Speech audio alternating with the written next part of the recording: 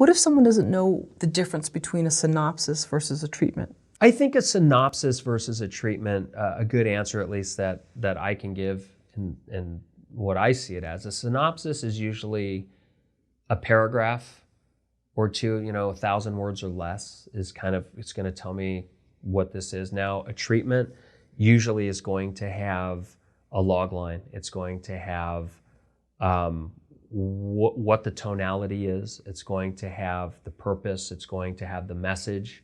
And then it's going to give me 5 acts, and it's a paragraph, or if it's 3 acts, it's going to be a paragraph per act. And then it's going to talk about the characters. It's going to break them down as if you would see in an actor's breakdown. It's going to say, Karen, age 25, comes from humble beginnings, loves cats, has got a wonderful husband, And those are the kind of things you don't see in a synopsis as much as, Karen, mid-30s, blah, blah, blah. I just added 10 years. But I think a treatment is more a real breakdown of developmental notes, tonality, purpose, where this can go, and all the possibilities. Like one thing that they do in what Script Revolution teaches is alternative endings.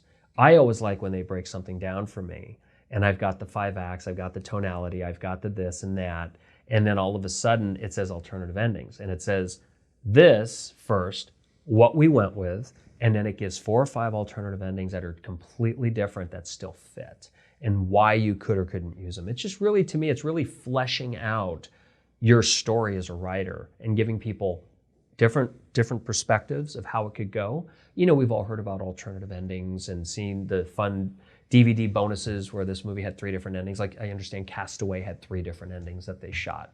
Well, obviously those were written, and that was an option. It was something that was on the table. Well, the writer gave that gift to the filmmakers, and the filmmakers ultimately decided to go with the one where he's at 4 corners, and the welder who he left the package for came up and told him which way to go, and she just went, and we never know if he followed her or not. But there were 3 endings apparently, and I'm sure that the treatment probably talked about those opportunities.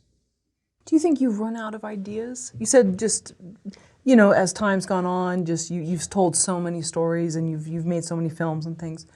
Do you think someone runs out of ideas? Oh, I don't think, I would hate to think people run out of ideas. If you have found a niche and you've flourished in a niche and done the same style over and over and over again, I think you got to be careful not to try to become a one-trick pony. I've done different kind of films in my career. I've done the dramas, I've done the rom-coms, I've done the actions, I've done the thrillers, I've done the suspense, I've done, I enjoy the action thrillers a little bit more. As I get older, I'm gearing more toward doing those, especially the female-driven action film is really where I'm focusing the next chapter of my life. Adventure, romance, adventure romance stories are fun too. I think what's important is to collaborate with people that inspire you.